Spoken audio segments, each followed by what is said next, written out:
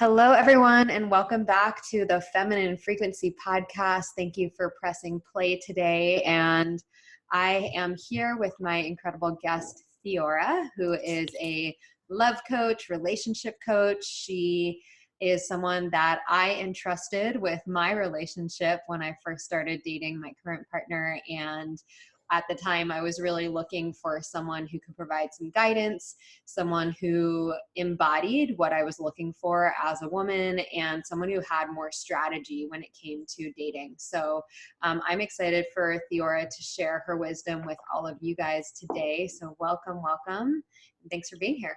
Oh my gosh, I'm so excited to be here. Yeah. And you're in Portland right now, and you guys are not technically on lockdown yet, but we're in this like hibernation mode right now, which is a super interesting time, I think, for everyone when it comes to relationships, right? Like if you're single, it feels really challenging right now. If you're in a relationship that isn't working or is challenging and there's like confrontation or maybe like disagreements, this time can be really challenging. So there's a lot of energy around relationships that's happening now. So I'm grateful to have you here to shed some light and to support people in really up-leveling their love life. Yeah, cool. I'm excited. Yeah. Yeah, I saw a meme recently that was like, are you breaking up or making babies? And I was like, ooh, yeah. Yeah. Well, so, one or the other, right? Yeah, I think what's really, I mean, we talked about this a little bit, but I think there's a lot of cleansing that's going to happen. And like, especially in my field of work, a lot of people, we can become really like accustomed to exactly the way we're living our life. And we don't necessarily like take different parts of our life and put it under a microscope to really see like, what is my relationship to this thing? What is my relationship to my health? We'll say like, oh, I really need to work out more. Right. Or like we'll make a crack about like, where are all these good men hiding, you know? And I think that it's maybe like a more painful way for us to get really honest with ourselves. But I definitely have noticed a lot more people reaching out to me and being like, actually, I am pretty lonely. And like, I really wish that I had someone in my life right now, you know, or asking for guidance on conversations that they want to have with their partner because now they're seeing each other 24/7, you know? So yeah, I think like one of the things I really want in the world is just people bringing more consciousness. That's something I love about your relationship is how much you just like speak into what's real. And there's such a flow of communication. And I'm really hoping that this is going to create like a level up for people because they're going to be having a more honest conversation with themselves and ideally with their partners. So, yeah. And lining. Yeah, definitely. There's definitely room for elevation always when it comes to relationship. It's a constant evolution and a constant opportunity for personal development, which is what I love about relationships, especially conscious relationships, is that relationships are really a mirror and an opportunity to see where we can grow individually and then where we can enhance our communication and also where we can be more compassionate and loving towards other people. It's just like this microscope where there's a lot of work that can be done in relationships. Yeah. I mean, like you've heard me say this, right? But I think it's like the ultimate spiritual growth catalyst for sure, because you have this constant mirror and this constant feedback loop reflecting back to you. Like, are you showing up like with deep generosity or are you pouting? You know what I mean? It's like, ooh, I was totally pouting during breakfast this morning when I said that thing. Like, that's not the kind of partner I want to be, you know? So there's this, if you are participating in a really conscious and intentional way, I think it calls us forth, not just to be a really great partner, but really to be an even better version of ourselves than we will often access on our own. Right? Yeah. And can you share a little bit, how did you get into this world of relationship and becoming a relationship coach? Yeah, I would say like, I think there's some stuff obviously from my childhood that informed it in a big way. But I think like the adult like plot point where things really pivoted was at a Tony Robbins event at Date with Destiny. And he looks out over the audience and he says, everybody wants love. Almost everybody settles for connection. And he just stopped. And I was like, oh, and it felt like I'd been sucker punched in the chest, you know, because I realized like that was very much my life. Like I had good friends. I would say like I was on pretty like decent terms with my family at the time. I was even in a relationship that looked really, really good on paper, but I was pretty miserable. And so I felt very invisible inside of it. And I didn't know how to advocate for myself. And as somebody who like, I really like fancied myself someone who was growth oriented, you know, and I realized like, wow, I really was settling for connection. Like I didn't have amazing relationships with my friends. I didn't have the like capital L love that he was talking about. There were a lot of things that I didn't feel like I could communicate to family. So there's a lot of like censorship happening in that dynamic. And then in my, again, like relationship, I felt really unseen and very lonely.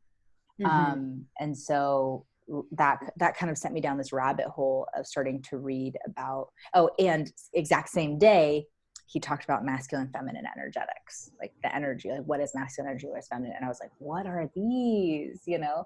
So I would say over the next year, I was devouring books and podcasts and recorded seminars and started attending events. And that was simply just for my own personal understanding because there was something that spoke to me on a molecular level.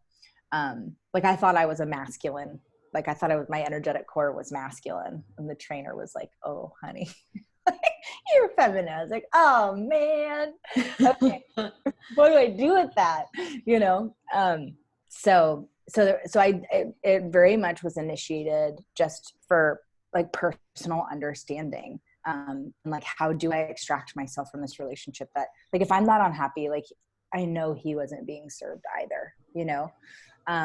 So if I'm not, like, how did I extract myself from that relationship? And then how did I really start to create the kind of relationships that I really wanted and that I thought I was great at relationships. Like I'm such a good friend, you know? And I realized I was kind of like buying my own story around that. And so what did it actually look like to start to be the kind of person that I was already fancying myself. And as I was learning, I kind of went through like a drunk, I don't know if you ever done this, but like you like learn about like a new nutrition protocol and you're like, everybody, I figured it out. You know, you're like, you have to learn about these things, these masculine, feminine energetics. Let me tell you. And so I was kind of doing that, like whether people wanted to hear about it or not. And fortunately I have friends that were like kind of already like cool with my like crazy and family. But I started to watch as what I was sharing with them started to transform their relationships, their partnerships, their relationships to their children, that kind of thing. And I think that's really where the first like seed of potentially doing it professionally started to sprout. Mm-hmm. And then, you know, here I am 5 years later. Yeah, you mentioned not feeling seen in a relationship. And I think that there's nothing worse than being in a relationship where you feel unseen or unheard. And that's not actually the point of relationship, but we've never really been taught that how to be in a relationship and how to shift those patterns. And I find that, yeah, many women don't even stand in their worthiness to say like, I'm worthy of being in a partnership with a man who sees me and loves me, who wants to be with me. So I know that a lot of the listeners can relate to that feeling of feeling unseen or unheard, or things looking perfect on paper and it just like feeling empty inside. And those are such common, unfortunately, and this is the reason why your work is so important, because I do believe that everyone is worthy of epic love, which is something that you talk about, creating your epic love story. So can you talk a little bit more about what that means to create epic love or create your own epic love story? Yeah. So when I first started doing this, right, it was kind of like, I just wanted this thing. And I saw like, I think like other people want a good relationship. And then from 1 year to the next, my conviction has deepened that it's actually like a spiritual imperative to create that depth and really like dimensionality in a partnership. I think that because like I also attract women who are in a relationship with a man who's a good man. but they're unhappy and they're like, why can't I just be happy with this good man? And some of what I talk about them is like, I'm not coming in to say that people should stay with anybody or not stay with anybody, but I'm like, someone being good to you is the bare minimum. Like, that's not something to enroll yourself into. It's like, well, does he breathe too? Great. Right. Like, like, we want somebody who's going to make you feel deeply seen and adored and inspired, and who's going to spark your curiosity, and vice versa. Right. Like, it's not just about her getting an amazing man. I also want her to be cultivating herself into the version of herself that's going to be such a gift to this man's life. Mm-hmm. But I think that we do come coded with this really beautiful, deep desire to create these sort of masterpieces with someone else that do call us forward day to day, week to week, month to month. But we haven't seen that modeled very much, right? It's a lot more uncommon. I definitely feel like I'm on the leading edge of sort of like a frontier when it comes to consciousness and relationship and partnership. But like, when I talk about this, like, across the board, people are like, yes, that's what I want. That's what I want. But nobody's ever really like given people permission to put it in words, because we're so normalized to dysfunctional relationships, whether it was our family of origin or whether like we grew up without one of our parents, or one of our parents was an addict, or like a lot of them grew up in really challenging homes.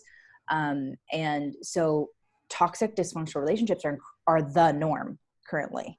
And so we're very, very socialized to like, well, yeah, like, relationships should hurt. They should be dramatic. They should be hard. And even if you had two parents who were like really kind and loved each other, there's a really great chance that there wasn't passion, right? Mm-hmm. Or let's say there even was passion.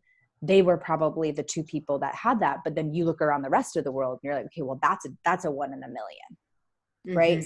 So the cards are really stacked against people to give themselves permission that what they're already feeling they want is real and true. And you even hear a lot of like cynical stuff, like, well, that's just fairy tale, right? Well, you could say that about like just about anything, you know what I mean? Like, and yet, like, how many actors are out there making tens of millions of dollars? Mm-hmm. Hundreds of them, which is how many more than 100 years ago, right? And that's going to continue to grow. So I just feel like love is sort of like that last frontier where we've really brought our intentionality to our health, right? Like, if you want to get a 6-pack, you're like, cool, I can work on that. I can make that happen. If I want to have a thriving business, okay, I can hire someone to teach me how to do that. But we don't necessarily translate that same awareness or creativity, or like, I'm going to work on it, to relationship and partnership. And so I think we're going to see a massive shift, right? As more and more people do start to do this intentionally, do create those really beautiful beacon relationships. You can't see a relationship like that and not think, oh man, I want that too. Like, what would I need to do in order to maybe call that in? Right. So. Right. And yeah, I'd love to talk about what can someone do, a woman do. You mentioned a couple of times of like becoming the woman who can attract that, and becoming a woman who is a match for that type of partnership. So can you speak more into that? Because regardless of whether someone is in a relationship and they're wanting their partner to up level and call them their relationship to a next level, which mm-hmm. I think that women have so much power to like really elevate and call men into their highest consciousness. Like, sometimes it takes an invitation, like inviting them into what you see possible for the relationship, and inviting them into their king. Like, they might not be there yet when you first meet them. So regardless of whether you're in a relationship or you're wanting to create or attract and create this type of relationship, it really does start in my experience with who you're being and what you stand for. Can you talk more about that? Yeah, totally. I think we can scratch the surface, obviously, but like it sounds so, I mean, just step number 1 is like giving yourself permission to want something unusual, right? So like a really compelling multidimensional relationship is unusual. And the biggest thing I see, especially like, so I've been doing dating profile audits, and what I see far and across the board is on people's dating profiles is they try to make themselves as likable as possible, as likable to like the greatest number of people, right? Because dating is a numbers game. And so it's like, I like tacos and yoga and hikes, you know, and like, that's cute. Like, I'm really glad that you like all those things. It also like who, if you take a step back, right? Like, it's not about trying to get 200 people to swipe on you.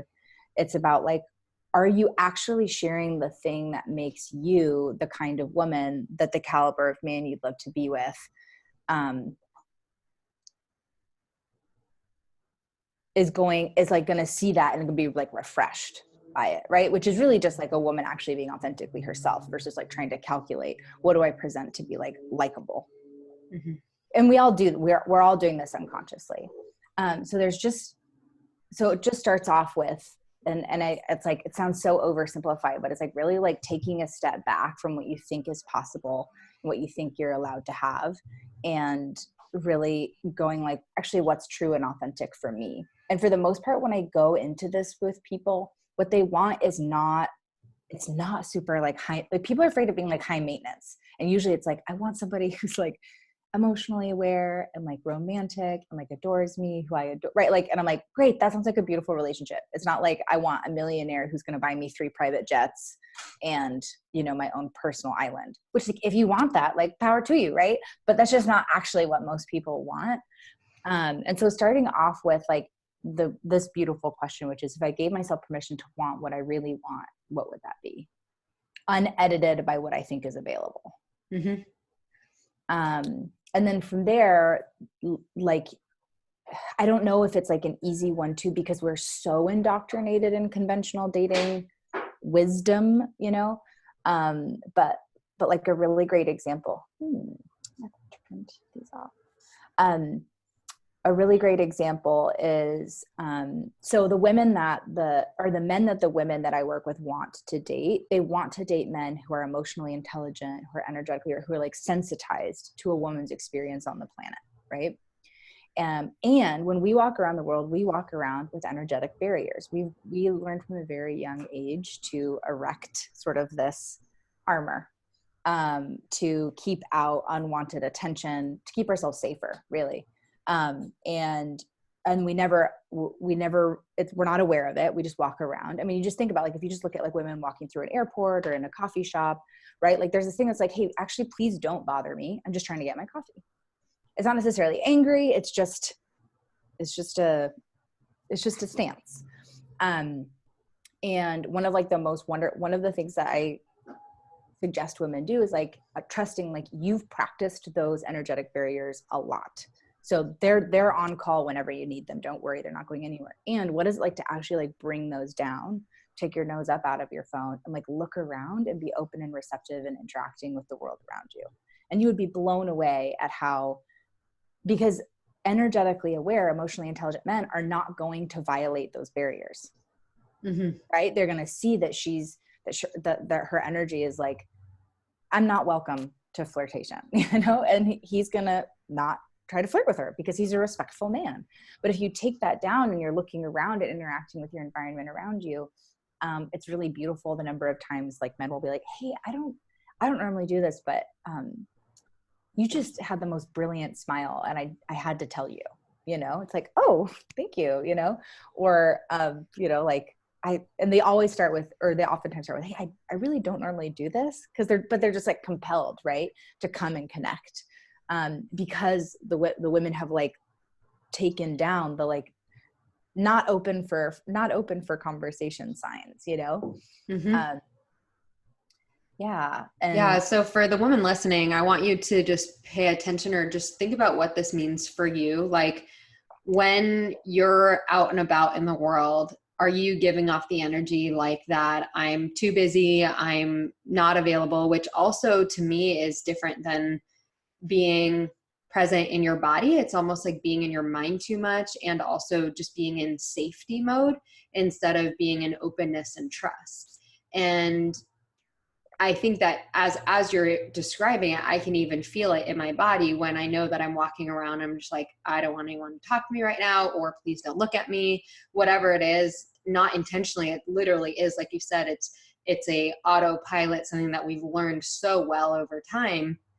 And that simple awareness of noticing when you're doing that and taking a moment to pause and allow yourself to soften and just tell yourself like, it's safe, it's okay. And if I need to put my barriers up, I can also use my voice and say like, hey, I'm not interested. But if you're constantly in that space of being closed off and not being, when your energy is closed, people feel that. And like Theora was saying, that like the men who you're actually wanting to attract are going to be respectful of that. And they're not going to be the slimy, creepy men who invade your space when you don't want them to.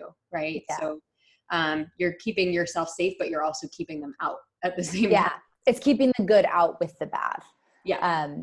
And it's also, it's okay to walk around with your energetic barriers up. It's just great that we're speaking into it so people can know that it's a choice. Mm-hmm. Right. And I know I've had women who come to me and like, yeah, like I literally like haven't been on a date in the last 6 years, you know, since my divorce or what have you. And then they'll do this and all of a sudden they're just like, where are all these men? Like they're coming out of the woodwork, you know? Mm-hmm. And it's because like they're actually all around us, but we've really like shut down to it. Mm-hmm. And then one little thing is I had, and I also think that this openness, like while also trusting that your barriers are on call whenever you need, actually makes us safer. So I was walking my dog the other day and this guy started to catcall me. And like, I like looked over at him just with like that kind of like open, like I didn't have my guard up. And like halfway through, he was like, hey, what's your name? You know, like, and got like super, like went from being kind of like predator to kind of like, oh, right. And then like, I started laughing because I was like, that's the least catcall I have ever heard. And then his friend started laughing and he started like, and we just went on our merry ways. Right. But like historically I would have been like, oh, you know, like, don't talk to me. And so it was really interesting to see too, how powerful my energy really disarmed his initial, like totally unconscious intention. Mm-hmm. Right. And he went from like, I don't know, like, you know, like, yo, hey girl, what's your name? You know, to like, hey, what's your name? Mm-hmm. Because he wasn't used to it, because you know, when he's usually doing that, he's in pursuant mode, and whatever, the way that you shifted is just like, it was a pattern interrupt. It's not what he's used to. Yeah. So it's cool. And it's cool to know that like your listeners, like they can actually play with this, and the way they put their energy, like in that sense, it totally just diffused. Not that I think I was going to be unsafe, but we can feel unsafe when we kind of get that. Like that was like the slimy, you know what I mean? And the slimy got unslimy because of the way that I was sort of showing up in that moment. So yeah. Can we talk a little bit more about energetics and polarity in relationship? I think the example that you're giving right now for me shows that like when you're open and you're in, let's say, you're feminine, it doesn't mean that you're weak and that you don't have boundaries, right? Yeah. Like you can be in your feminine. And I'd love for you to talk more about energetic agility, which is something that I learned from you. And I absolutely love that, of like being able to play the dance with the masculine and feminine versus trying to like master being more feminine. So using both of the energies. And how does that play out in relationships and dating? Yeah. So this is a model that I learned from my teachers, London Angel Winters and Justin Patrick Pierce. And they talk about the two energetic dynamics. There's polarity, which is where you have masculine and feminine, like magnetic poles. And then there's resonance, where you're both residing in like the same pole. So either like both in feminine or both in masculine. And both of them are essential for us as just like in our human expression. And both of them are essential in partnership too. And you and I, we're both entrepreneurs, right? And so we actually do leverage a lot of our masculine energy in order to drive in our business and take action and create organization, right? And I know when I first started doing this work 6-7 years ago, I would catch myself thinking like, oh, I need to be more feminine. And I do see some like dating educators out there talk about like what you're missing is your feminine softness. And I know it's like you can only kind of scratch the surface when it comes to this, because what they're talking to is a lot of women who we've been really rewarded socially, professionally for activating, animating, and developing our masculine energy. Also true for people who are like badass in their careers. There's a really great chance that they've activated and animated their masculine energy, and they've learned how to work with it in a way that's really rewarded. And as such, we can oftentimes judge our feminine as like inconvenient, or for me, it was like my feminine was that I was vulnerable to attack because I have my own history of sexual assault. And so I had very much kind of like divorced myself from my feminine. And then when I learned it, I realized like, oh, if I'm totally disconnected from my feminine, I'm definitely not going to create a man who's going to be in his masculine and make me feel safe. I'm going to attract a man who's in his feminine. So I started being like, oh, well, I really have to be I have to be more in my feminine, I have to be more in my feminine, I have to be more. And I was really hard on myself. And I also thought that, oh, me not attracting the kind of partner I wanted is because I'm not feminine enough. I haven't like cultivated my femininity enough. And I was kind of also performing my femininity, right? Like I had this idea, it was soft. It was always soft, maybe like more demure, more playful, more coquettish, right? And totally forgetting that feminine really is like this wide spectrum. You know, it can be gentle like an ocean breeze, or, you know, totally torrential like a hurricane, you know, Caribbean hurricane, you know, and everything in between. And so I realized that I was also trying to be less masculine. So there was a lot of judgment happening, right? That there was a versus what is it like to really embrace and honor and recognize like what my masculine serves, and then embrace and honor what my feminine serves, and learning how to choose to inhabit those parts of me in order to serve the moment, or to serve the experience, or to serve the connection that I'm in. Mm-hmm. Because there will be times with our partner who maybe is like masculine at his core, but he needs us to take lead. Let's say, I don't know, he's sick, right? And like he needs a moment to drop into his feminine or his omega and be, in order to like self-nourish. And you're like, great, cool. And then I have this beautiful masculine side of me that can like fucking get shit done, right?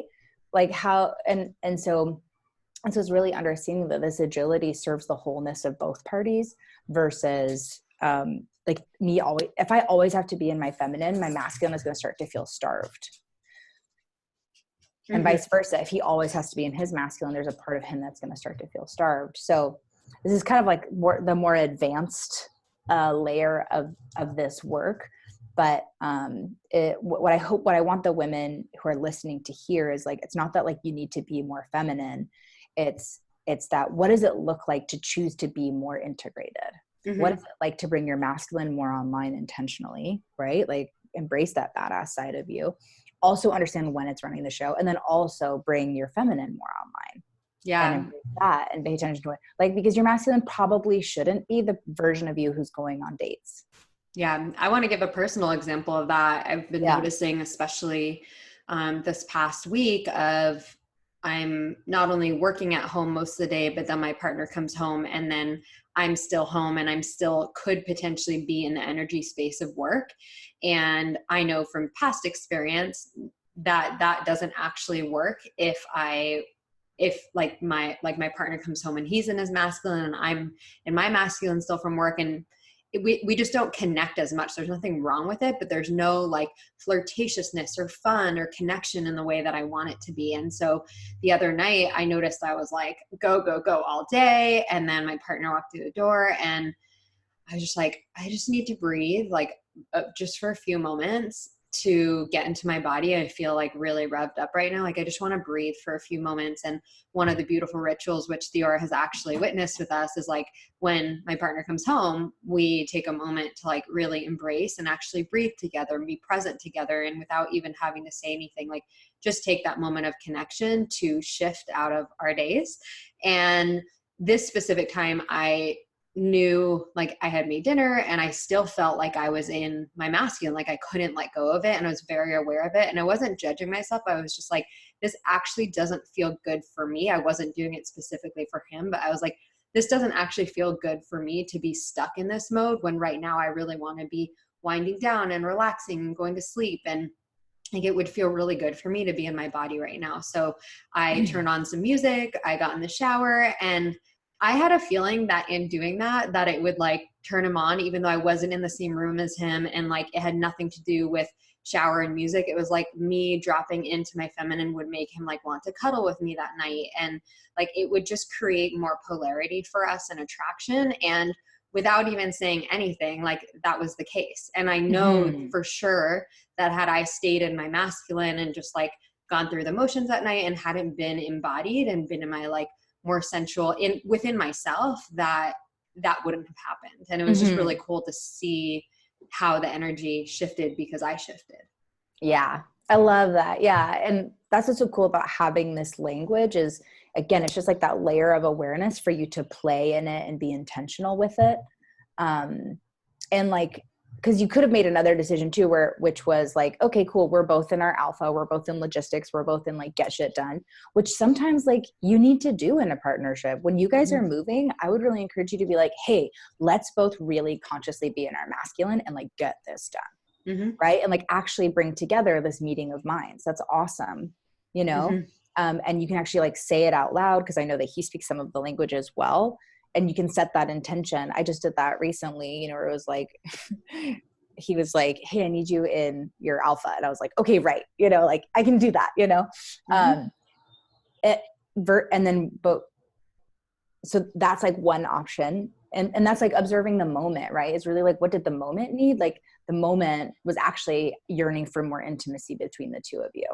And so then you're like, okay, cool. Well, if I stay in my masculine, we're not probably going to get there. But if I go into my feminine, I actually like open the door without it being like a manipulation, right? I actually like open the door for if like we're both available for that connection, then it can happen because I've actually like made it possible.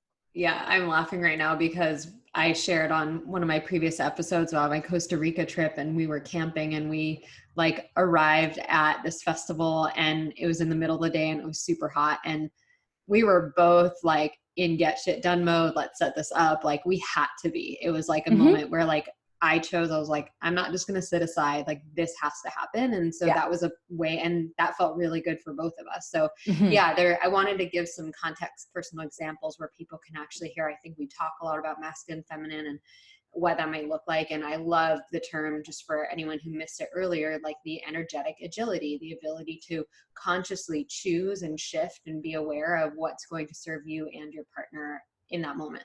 Yeah.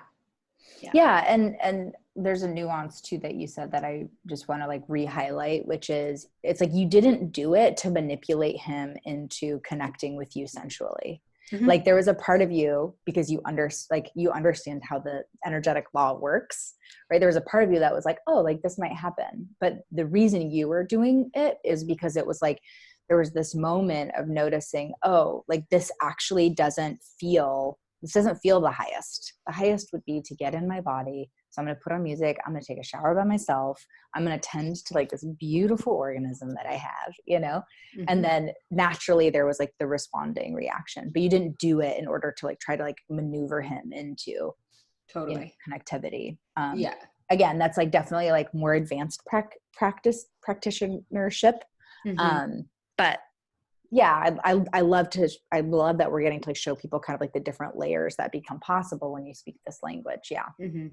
Yeah. So let's talk about a woman who feels like she's been working on creating a relationship, or maybe she's been dating for a long time and feeling like it's hard, or that that she's been working on or hasn't found the relationship that she wants.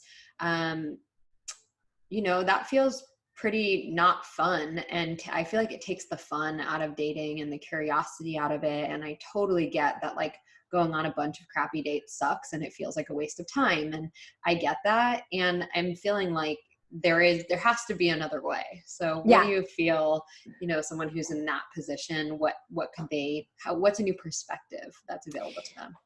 Yeah. So first and foremost, like, I think this relationship we have to love and partnership is like a yoga in and of itself, right? It's like a practice. And so my favorite is to like get my hands on someone when I would say they're in quote solo practice, like before they've met their person, because there's so much beautiful work that they can do like with their own integration ahead of time in a very short period of time, but what is it like so let's say you have this woman, she's a manager at X company, she comes home, she has a date, and she might be like rushing through versus like, okay, how can I consciously create this hour between when I get home and when I need to be on this date that I feel vibrant and I feel embodied and I feel super excited about me and like what a catch I am, right? And like creating like just this beautiful gift of an hour for herself, this transition time to like come out of her masculine and into her feminine, because her feminine is going to be probably, I'm guessing, right? Like if she wants to be with somebody who, and I'll just speak because this is more the demographic I work with, right? Like a man who's like a really formidable leader in his own right, who can really like, stand in his strength, mm-hmm. I know it's like a lot of women who are very high performers, they want a man who is like at their level or ideally like a few steps further along that path. So it would be starting out with like the version of her that's going to be able to really connect in the sphere of intimacy is going to be her omega or her feminine, right? And so like what a gift to give herself to drop into that and inhabit that energy for herself, because that's the version of her that's going to connect with the kind of man she's actually craving to connect with. Mm-hmm. So start with that. The second is I can share my favorite like dating advice, or my favorite like dating technique, if you will, which is like one of the things that I hear the most, is like with the online app culture, we've made blind dates the norm. And I don't know if anybody here watched sitcoms in the 90s, but there were always these jokes about how terrible blind dates were. And now we've saturated ourselves in blind date culture. So people are going on dates and within the first 30 seconds, you know that you're not attracted to them, but you dedicated this hour and like, oh, geez, Louise, and like, they don't look like their pictures. They're shorter than they said, like they're older than their pictures portray, right? Like, blah, blah, right. And so there's a lot of discouragement and disappointment. Like the energy of that world is very like, I'm doing this because it's convenient. Like I might as well. There's not actually a lot of like joy and excitement in the online dating culture that like people are swimming in. So it's not the way that it's currently done is not really the best way to create an epic love story. Right. So there's a couple of ways that women can address this. One would be get off the apps and start showing up in new ways in real life. And we could talk about that a little bit. The other way is really like creating new metrics for success when it comes to online dating. So instead of the metric of success being like, is this random stranger my husband, my future husband, right? Is like, I'm going to use this hour to practice the ways that I want to be in partnership. I'm going to practice asking questions like, how can I make this moment even more fun right now?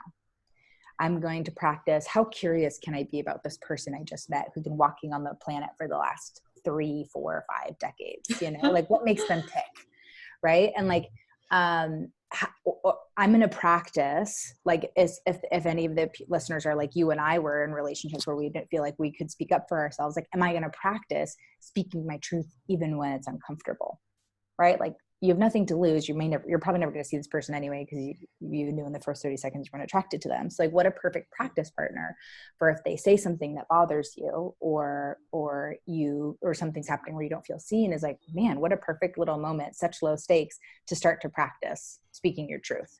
Mm-hmm. Right. So really like using this like blind dating practice for a different reason versus like husband hunting. Yeah.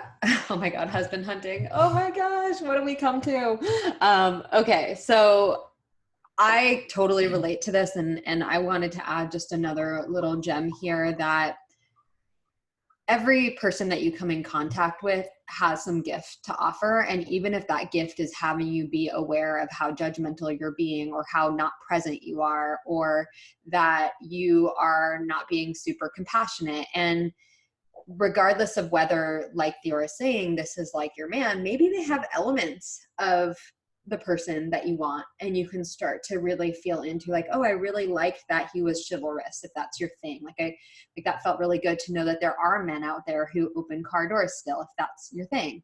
Or if you really liked that he asked you and was curious about you, or was, when you shared something, it felt like he was really listening, like really picking up on these different pieces, even if he's not quote unquote the one, is really taking a look at what can I learn from this interaction, and seeing it as an opportunity that every single man that you meet or like is teaching you something for when you do meet your match, because you're not a match for the man that you want to meet yet until you've developed these skills to be able to then call in that man.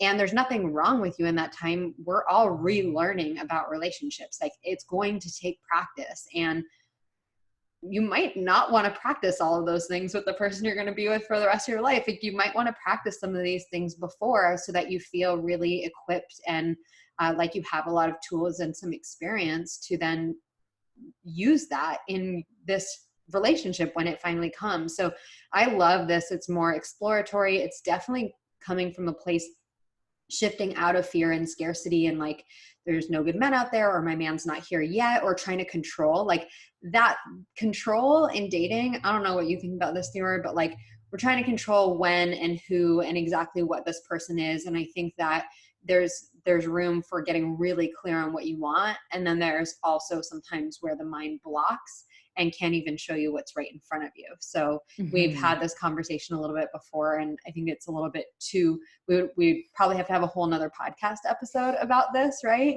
But I think as high achieving women, just at least the women that I work with, a lot of corporate women, there's a lot of feeling of wanting to control everything. Yeah. And like, love is energy, love is feeling. It's not only about, parameters and structure all the time. There's an artistry to it for sure. And I think what you're saying is, in particular for any of your listeners who maybe like, if they have a repeat pattern, right? Like mine was emotional unavailability. Oh man, the more unavailable, the better.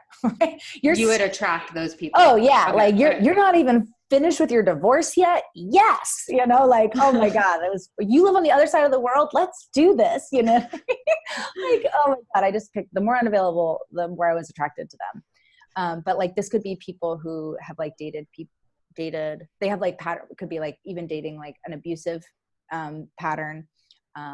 Maybe somebody, they have a history of dating people with narcissistic tendencies, any pattern, right? Where you'll hear people say like, there's something wrong with my picker, or like, I'm bad at picking men. What you just said about using these dates as ways to practice and actually interrupt their own patterns, I really like to also put it in the language of their nervous system is accustomed to that kind of treatment. And our nervous system will pick familiar over unfamiliar all day long if we're not actually consciously running the show.